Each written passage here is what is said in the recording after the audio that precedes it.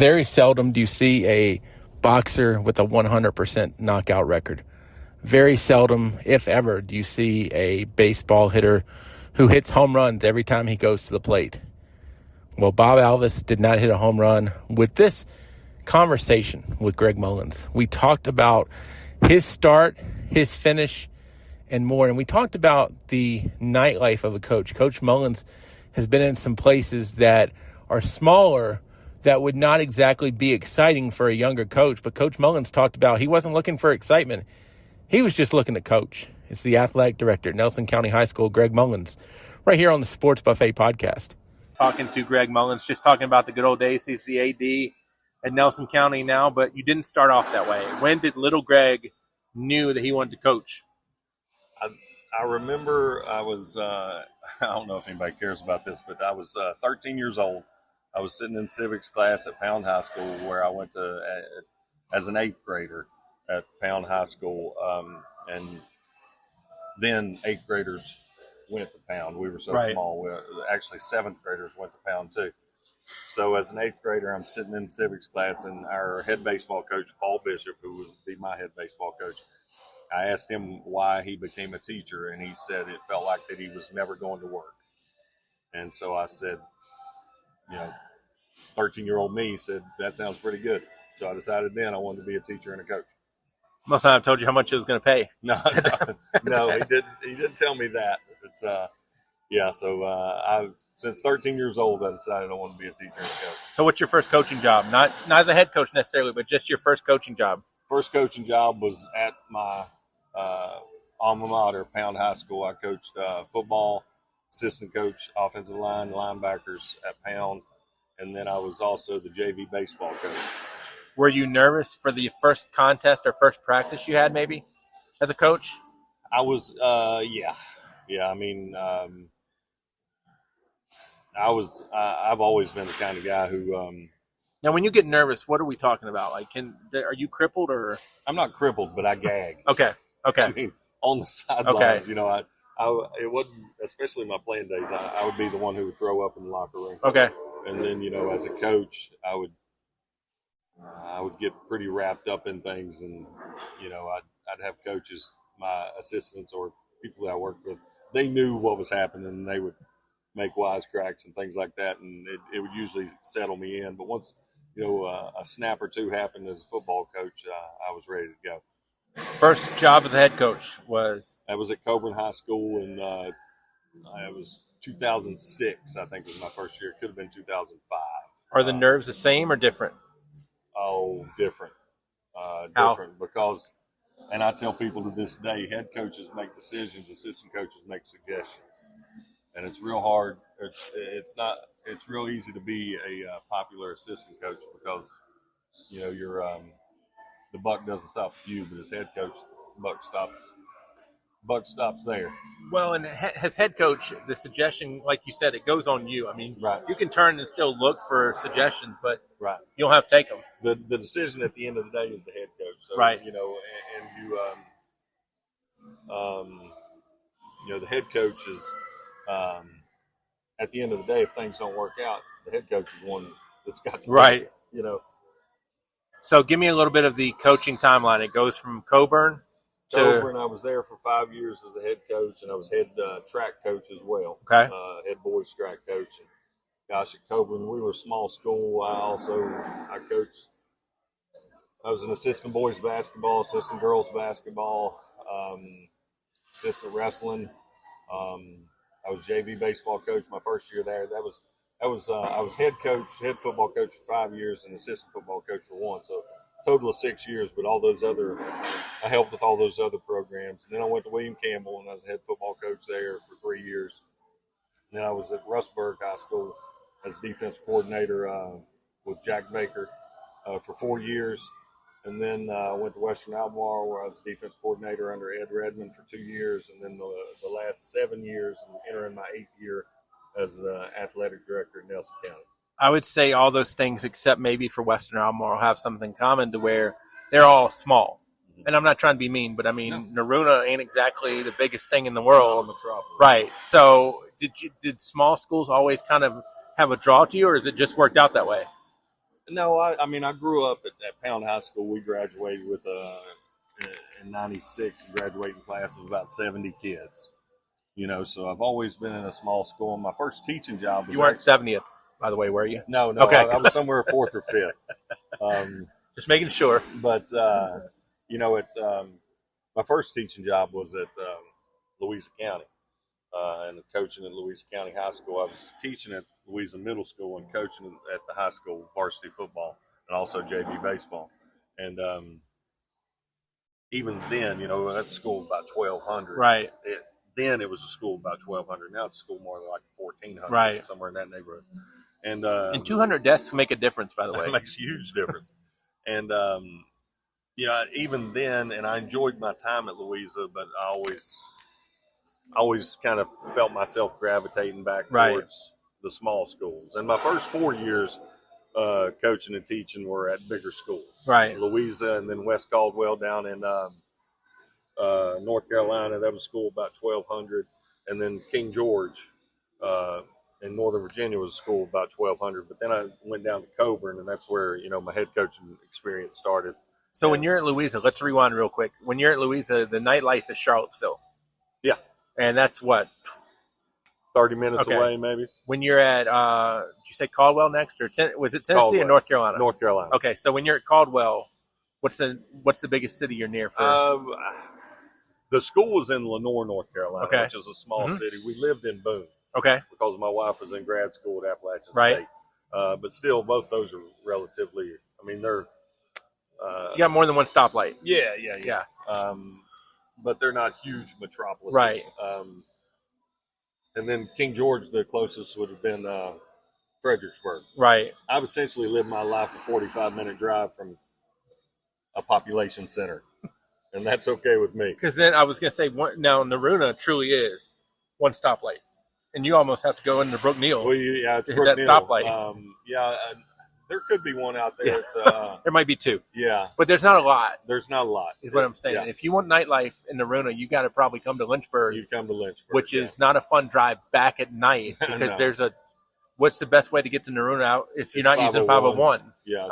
You've got deer jumping all over the place, and at night your vision's not at the. It's a drag strip, too. Right. Exactly. 100%. People fly up and down 501, so that's not the it's not a road that I miss driving on. And when you're in Rustburg, a little bit more of a, I don't want to say metropolis because I have roots in Rustburg with my kinfolk, but then again, Lynchburg is your nightlife case, and not a lot of things to do in some of these places. Again, does that pull at some point? Are you a stay-at-home type of guy anyway? Well, yeah. I'm not looking for a whole lot of nightlife. Nightlife for me is usually staying at the field or the school till 11 or 12 o'clock. Because you don't have kids. Film or doing, well, you don't have kids and you're not married at this point when you want nightlife. I was married at 23. Okay. So your nightlife ends pretty quick. Yeah. Yeah, I wasn't looking for I was looking to get home to I was married at 23, and Kylie, our first daughter, was born when I was 26. And Mary was born when I was 32, so I've been an old man for a long time. Is that a good thing though? It's a good thing for me. Is nightlife a bad distraction from coaching? You didn't think we were going to be talking about this, did you? No, I didn't. Where the wind blows us. Yeah. I would say, it was just never something beyond my younger years that I pursued. Like I said, I don't want to say I grew up fast. I grew up the pace I wanted to. Well, even in Pound, it's probably TGIF or ABC 13, type of stuff. Like you're watching the TV for nightlife. You're not going out to. It was nightlife in Pound was a field fire somewhere. Right. We were an hour and a half from a big population center there, and 40 minutes from Walmart. Walmart would have been a big deal in Pound. I don't ever ask people for the Mount Rushmores or who's the best player you coached or anything like that. But in terms of guys you have coached against player-wise, who sticks out in your mind? That I've coached against? Yes. It doesn't matter if it's a head or an assistant, either way. Well, early in my career, I coached against Justin Hamilton down at Clintwood. and he was just a great all-around athlete. Ended up playing at Virginia Tech. Now, you were still in school, or did you coach against Julius Jones? Well, I coached against Julius Jones too. Yeah, Julius Jones ended up playing at Notre Dame, and his kids, I think, just got a scholarship to Notre Dame. So I coached against Julius Jones. Also had some NFL time. Yes, Cowboys. Could you tell? Yeah. Okay. Yeah, I remember when we were our game plan at Pound was when Julius was there was we did not want to kick the ball to him, and I was the guy standing on the sideline at the 35-yard line with my hand up in the air. That our kicker was supposed to kick it to me on the sideline, and we were going to see if they would make us kick it again to avoid kicking it to Julius Jones. And our kicker lines up to kick to me, and he kicks it right down the middle of the field, and Julius Jones catches it at a dead sprint on about the 15-yard line and doesn't stop until he drops the ball in the end zone. And, he was just unbelievable.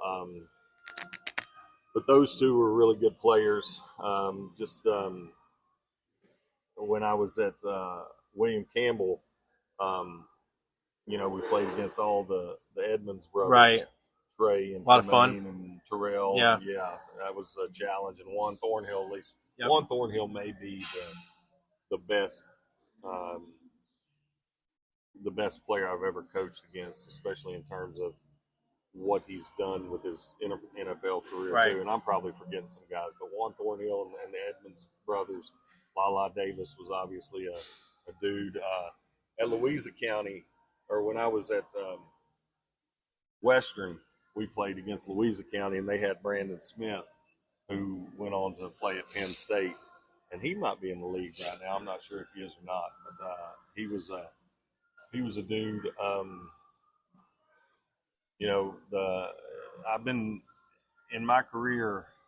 I've coached in the Lonesome Pine District, which was a special place to coach back then. And then I coached in the Dogwood District, Seminole District, the Battlefield District, Jefferson District. I've been blessed to coach against some good teams, some good coaches, some really good players. All right, now we're going to throw a little fuel in the fire. Everybody will always say the speed in Central Virginia is totally different from the speed in Southwest Virginia. True or false? I think it depends on the time. Uh-huh. Back in the 90s when you're talking about Thomas Jones and Julius Jones and Justin Hamilton and folks like that, those guys could run with anybody. Right. Julius Jones, I think, still has the state 110 hurdles record. Man for man, did you see more speed in Southwest Virginia or in Central? Overall, probably Central Virginia. Because everybody was saying Southwest Virginia, we've got bigger, tougher kids. And I think that would irk the Central Virginia people, too, because how can we not be bigger and stronger, too? But, those boys, from what I hear, people in Southwest Virginia, you're field workers more so than what people are used to here. I don't know. I think kids are kids. It's just a matter of... That's the mantra, I think. I think that's perception. But, in Southwest Virginia, I think, in the 90s and the 80s and 90s, when I was down there, the Lonesome Pine District was as good as it got in terms of small school football in the state of Virginia. And then I think there was a shift in the late 90s to early 2000s to the Dogwood District. Then the Dogwood District became the best.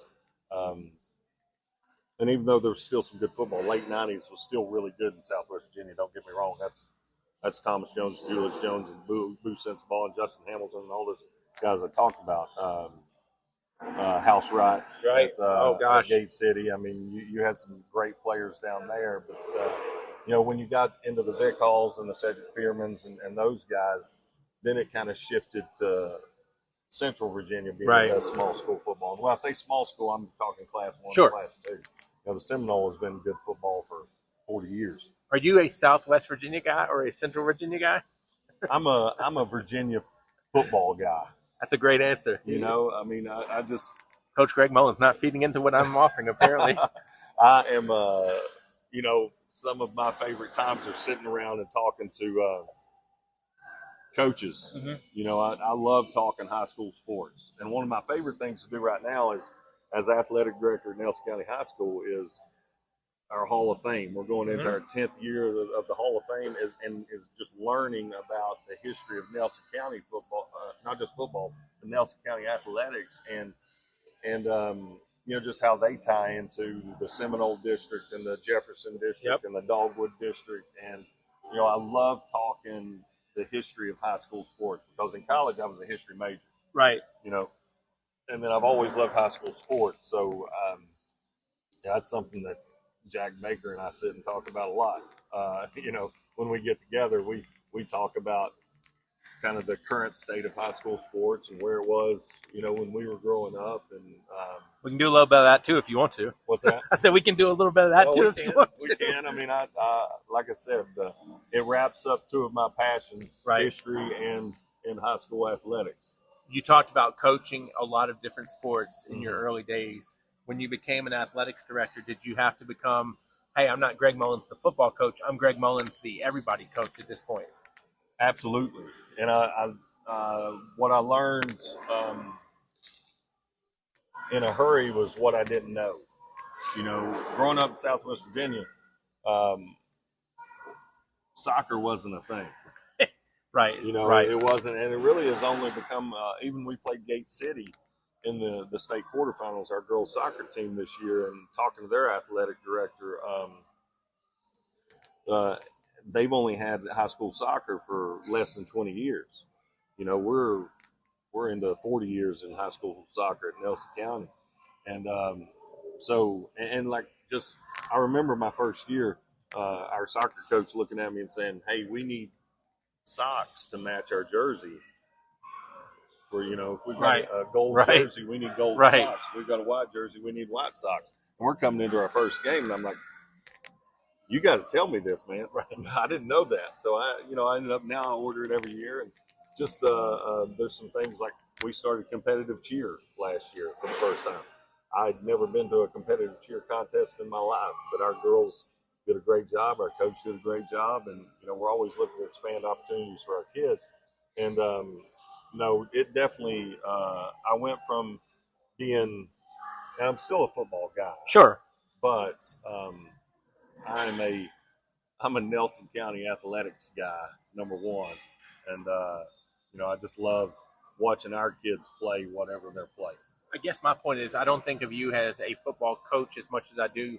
I got to know you as a football coach, but now you're an athletic director. And to me, when you're a coach of one sport, you're a fan of your sport big time. Right. But when you become a athletics director or in any type of administrative role, you become a fan of everything. Not that you want to see your school do bad when you're the football coach, but well, the motivation's different. Right. The drive's different. And you as athletic director, I want us to have the best athletic department in the district, in the region, in the state, so that our kids have the best experience in the district, and region, and state.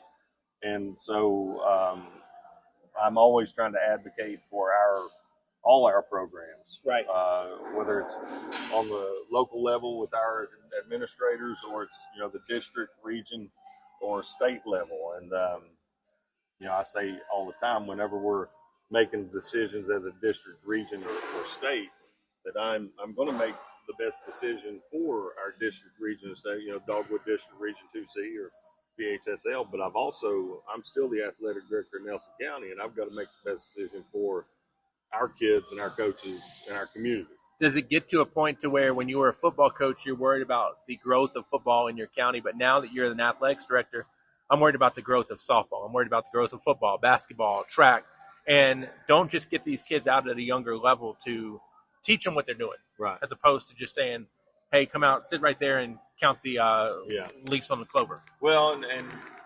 you're absolutely right there. We we just recently started, got approved middle school football, middle school baseball, middle school softball, and splitting our soccer team at the middle school level into, we've been co-ed, and now we're going to have a boys team and a girls team. So developing those feeder programs for our other teams. We've had track and cross country and volleyball and basketball, boys and girls, for years at the middle school level, but expanding those offerings. We just feel like if we're going to be and we've certainly grown in the last 7 years as an athletic department to be more competitive at every level, district, regional, and state. But we feel like if we're ever going to achieve our maximum potential, that it's got to be a K through 12 model. You know, we can't. We've got to try to develop our feeder programs at the middle school level, and also work with our rec programs, which we've got a great rec director, Jerry West, and the folks in our county invest in our rec department. So we're excited about that relationship and some of the things that our high school coaches are doing with the rec department. Have you ever seen that commercial where Michael Jordan sets the reservation for the restaurant and everything? I didn't know if you were disappointed when you got to meet Jerry West and you were like, oh man, this is not the guy. This is not the logo. Well, I won't say I was disappointed to meet Jerry West. It was interesting that it was that the name was interesting. He actually played football at Salem. Okay, and at Bridgewater. I'm sure that was not the first time he had ever been given that the logo comparison. Yeah. When I saw the name, that's the first thing I thought of. Who was the AD at Nelson before you? Kevin Walker. Did you shadow Kevin at all the year before, or did you just know? When did you know you were going to become the AD? I interviewed the first week of July, and I accepted the job the second week of July, and I started on July 15th. Wow, that's quite the timeline. Yeah. What was your and Kevin was the AD, but he was our principal for 4.5 years, and he's now the principal at Appomattox. And I love working with Kevin. But he transitioned into an assistant principal about halfway through that year, and Dee Shaver actually was the acting AD the semester before I came in. And Dee was she still teaches in the county. Her son is an athlete for us. He's going to be a freshman this year. Noah Shaver plays football and basketball and baseball. And Dee stepped in when Kevin stepped away from it to become an assistant principal. And Dee played she played basketball at UVA for Debbie Ryan. Okay. Went to Sweet 16 a couple of times. And so Dee's got a good athletic background. And her family, I can't remember his first name now, but Delorier that played at Duke. Okay, yeah. That's her nephew. Yeah, okay. Wow. Yeah. So, and her sister, she's a Nelson County Hall of Famer, Ceta Mitchelson. Okay. Delorier. She is the all-time leading scorer, over 1,200 points in Nelson County High School, and played Division I scholarship basketball at Rutgers. We got some qualifications right there. The family tree is strong. She's now I think Dee told me there was there's a good number of Division I athletes who grew up on that farm there in Nelson County, and Dee being one of them, and Ceta being another, and then Ceta's children, and so they certainly do a good job with their kids. And so you're like, hi, I coached at Coburn High School. Yeah. Nice to meet you. Yeah. The D's outstanding. They don't come any better than Dee Shaver. What was your welcome to AD world? Because you talked about socks earlier. Was there oh my gosh, this is, I don't want to say serious or more than I signed up for, but I feel like we got to have that moment somewhere. Yeah. Well, the moment as an AD that you always dread is that you schedule a game and the officials don't show up, or you schedule a game and the other team doesn't show up, or the bus isn't there, or all the logistics that go into making the contest happen. Something falls through. And wait a minute, that's your biggest dread moment? That's the biggest dread moment for me. Okay, because I didn't know. I mean, because I think about sometimes the AD's biggest dread moment might be, what if there's the two opposing schools have a disagreement, shall we say, a strong disagreement, like shall we say? I'm not going to say blows, but like, we're getting into that boat. Yeah. Well, the game has to get started before you can do that, and if the other team doesn't show up, truth. Okay, go. So, there's always that. I have that moment of dread about 1:00 every day on a game day. Are the officials coming? I know I've checked it. Right. I know I turned it in. Right. I know every Sunday I check it before the week starts, but then I have to go back and check and make sure, is this going to happen? Is the other team showing up? And when? Because nowadays with buses, it's a nightmare. But yeah, we were supposed to play a freshman basketball game with Charlottesville High School. and we haven't had freshman basketball since that year. And our team's ready. The officials show up, and Charlottesville's not there. And I call their AD, and I'm like, hey, man, what's going on? Where are you guys? And he said, I didn't have it down. And then I forwarded him the email where we scheduled it. And he's like, oh, man, I'm sorry about that. So then, parents are there for a game, right. Officials are there for a game, team's there, and we had to send them home. Get to sit around and wait. Yeah. Or, I mean. Yeah, if they can send them, but they had already sent their kids home at that point. So that one we just had to call it a wash and go. And one time, we didn't have a bus for a team. And that's always a nightmare. But didn't have it, period, or it was coming late? Didn't have it, period. Oh, wow. It just didn't happen. So, but to your point about, like, altercations and things like that, generally speaking, we have a plan. We don't want to see it happen, but, we talk to our coaches about what happens if it does happen. And, I don't want to say any, don't have to give me the plan. That it's not going to happen. Right. Because I don't want to curse us at all. But we kind of know when, we've got a big rivalry coming. Sure. Or, what's your biggest rival? Our biggest rival? I would say historically, Amherst. Okay. Probably in the last 20 years, I would say it's more Appomattox. And Nelson's in a weird spot because we'll talk about this right now. Media-wise, you're in a weird spot. Who covers you, Lynchburg or Charlottesville? Or Waynesboro, Stanton. Man, you're making this even more, right? From there, too. You can't have a territorial rival maybe as much. I mean, you can. Yeah. But where is it in Dogwood, especially? Well, Appomattox is the closest one. That's the reason why I said Appomattox. And historically, it was Amherst. Nelson Amherst. Right. They had to move their football games to Saturdays because the crowds would be so big. And this was in the 70s and 80s, And for years, that was a Seminole district rivalry. Sure. Up until early 90s, mid-90s, when Nelson left to go to the Jefferson district, the newly created Jefferson district. But the enrollments of the two schools were, Nelson's always been small. Right.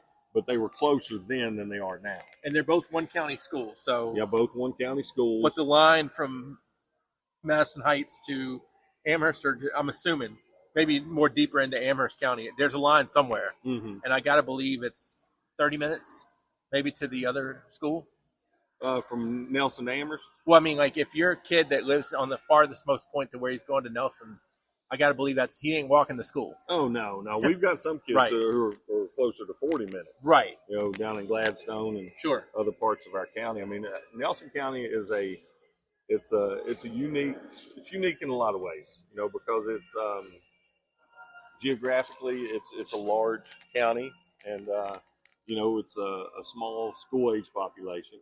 And, we, in terms of, like, geography, yes, it probably makes more sense for us, and it did for years, to be a Seminole district school, just geographically, although we're the outlier, but for years, the Seminole district was closer to what the Dogwood district now is in terms of membership. Right. Because Heritage wasn't always Seminole district. Correct. So, Amherst wasn't always. Glass wasn't always a Seminole. Wasn't. Yeah. So Nelson, and then you throw in that Nelson was, and Appomattox was, and Alta Vista, and William Campbell, and Gretna, and Chatham may have even been at one time. Buckingham, I know, was in there at one point, and Buckingham ain't a short trip for anybody but PE and maybe Appo. Well, in Buckingham, like for us, our shortest trips are Appomattox, which is a 45-minute car ride. Buckingham, which is 30, 35 minutes. Buffalo Gap, Riverheads, Stewart's Draft. Those are our shortest trips outside of Amherst. Yeah. In terms of the schools that are more similarly sized to us. And that's the thing. I think that Charlottesville. I mean, we can be to Charlottesville High School in 35 minutes, but they've got 1,200 kids. Welcome to 2026, where we're getting into the nightmare of, I love it when Cal is in the ACC and they're playing Duke in a, man, let's get not basketball jazzed up for that tennis match or whatever, But I mean, like, Dogwood's not a close district whatsoever. It's not. I mean, we average driving distance. I've got the number somewhere, but it's Appomattox is closest, and then Alta Vista, William Campbell, and Smith Mountain Lake are all pretty close, and then you get into Gretna, that's an hour and a half. Chatham's an hour and 45. Dan River's 2 hours. Galileo's 2 hours, and Galileo's adding more and more. Right. They're going to play basketball next year, boys and girls basketball. And Dan River on a school night cannot be a fun. It's tough. Fun trip. It's tough at all. And so and to your point again about coverage, for years, does the Daily Progress cover us out of Charlottesville? Does the News Advance cover us out of, or I've seen old scorebooks, where the coaches used to put the numbers for the papers when you were calling the stats at the end of the game, and they'd have one for Waynesboro, one for Charlottesville, one for Stanton, and one for Lynchburg. And then when Dan River and Chatham, they always wanted it called into the Danville, Register B. So you might have to call into 5 different papers, and now you don't call in anymore. Welcome to social media. Social media, email, or text, video, or text, or so it's a little different, but we're still out there, kind of. We're unique. Well, what if a school like you that's in the middle of everything has a good team but not a great team? Who's going to cover the good team? Mm-hmm. Because, like you said, that we've got. What are you going to close your eyes and throw a dart and see where it hits? Right. I mean, because it's just tough. It's just tough. With all that being said, I don't know what my original point was. Right. Do you see districts at some point going to size-based or geography-based, based on where we're at now? Because it takes money to fill up that bus. Greg Mullins don't want to drive the bus, although I'm sure that's happened a time or two. No, I'm not a bus driver. That's one thing I've never done in my career is I never got the bus license. But if an AD does have a CDL, that's a pain for him or her. They do. There's some in our district. Right. I don't know if there's any in our district. There's some in our region that have bus licenses that will drive, a Tuesday night volleyball match, 2 hours sometimes. So I don't know that we'll ever get, Billy Hahn, Dr. Hahn, who's executive director of the Virginia High School League, said that he could, with a couple of outliers, get all of the districts into single classification districts. But you would kind of throw out the traditional districts. Sure. But he said that there's a plan that could get us there. But a lot of schools are they're unwilling to do that because of traditional rivalries, and you don't want to break up the games that you played forever.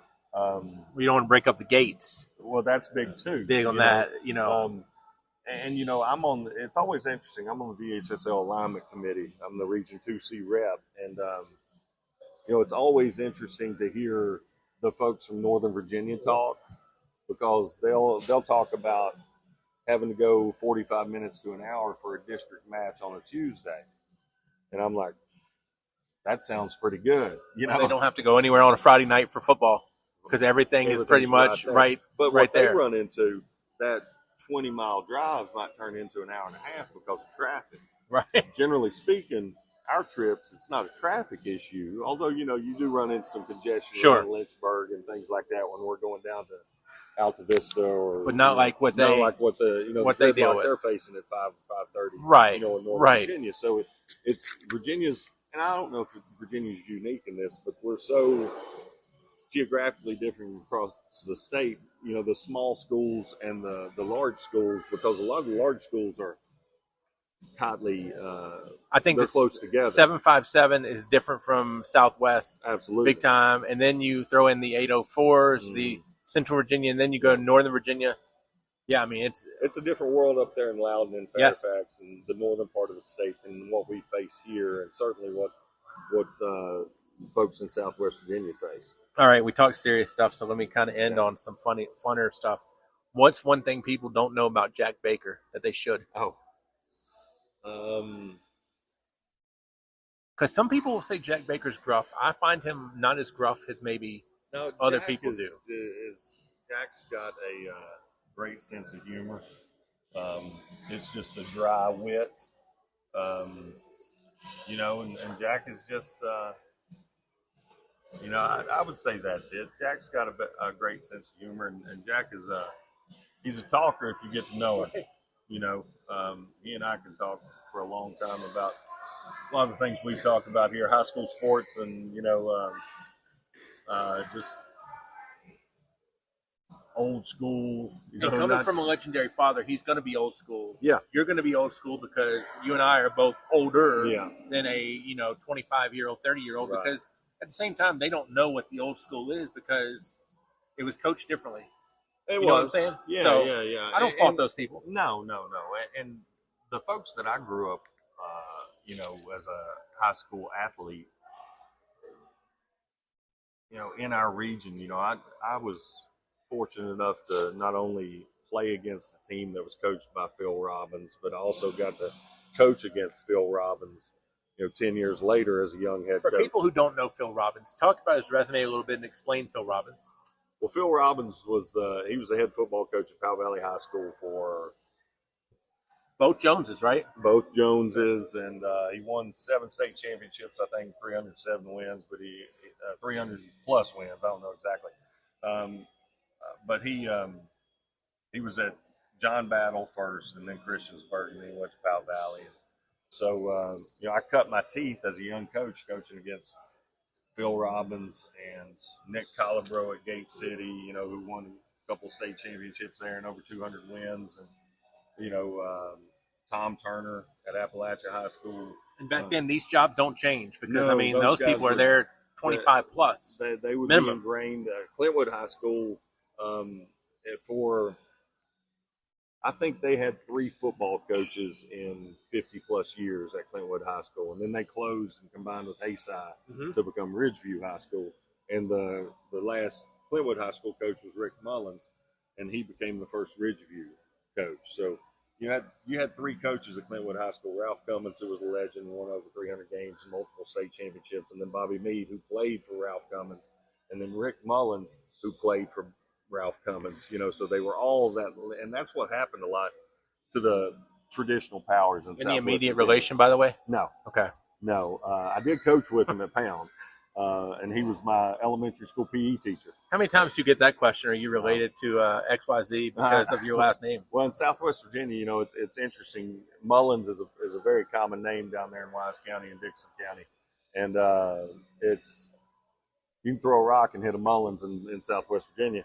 And, we in Nelson County, when you go to check out my daughter, when we check her out of school, you type in Mullins there, and she's the only one who shows up. Right. So we're Mullins is not a common name around here, but in Southwest Virginia, like when we played Central Wise this year in the state basketball tournament, there were some Mullinses on the team. Okay. And, folks asked, did I know any of them? Or when Clintwood was making deep runs into the playoffs, did I know any of them? And the thing that was a pretty, the outcome was not what I wanted when we went down to Central Wise, and we had beaten them early in the year at a tournament in Floyd, but we played them in the state tournament. And obviously, I'm a number one Nelson County fan right now. But going down to Central Wise was unique because I went to school with the parents of the kids on the Central Wise team. I coached some of those kids when I was at Pound, men. Right, yeah. But I coached some of those guys, so I knew all the names on the roster, either because I played against them when they were J.J. Kelly, their dads and moms, or I played with them or coached them at Pound. So going down there, it was like I joked with my daughter because she went down there with me that I should have charged admission for everybody who come up, shook my hand, and gave me a hug. And it was great to see everybody. Obviously, we wanted the game to turn out differently. But, right. It was a lot of fun to go down to Central Wise and see all those folks and just kind of relive that. And, but it's I'm in a unique position there because the high school I went to is no longer there. Right. So Nelson County has become my home school because my home school's not there anymore. Right. So I consider myself a governor right now. The diploma is still worth something, though, the right? diploma still works. Yes, it does. And I've still got it at home. Everybody is different. There are some people that want to hear 30 to 40-minute interviews. There are some people that want to hear hours of interviews. Well, I try to keep everything to a 30 to 40 minute period, and you can click on what you like to hear. One thing I told one of my daughters is, hey, with these conversations, I could talk to Greg Mullins 12 or 13 times, and we probably still wouldn't have everything done. So while this conversation might not have been the most riveting thing to you, me, him, or anyone else, we'll get some more good conversations with Greg Mullins and more good conversations with a lot of people. That's why you have to listen to the Sports Buffet podcast. I'm Bob Alvis.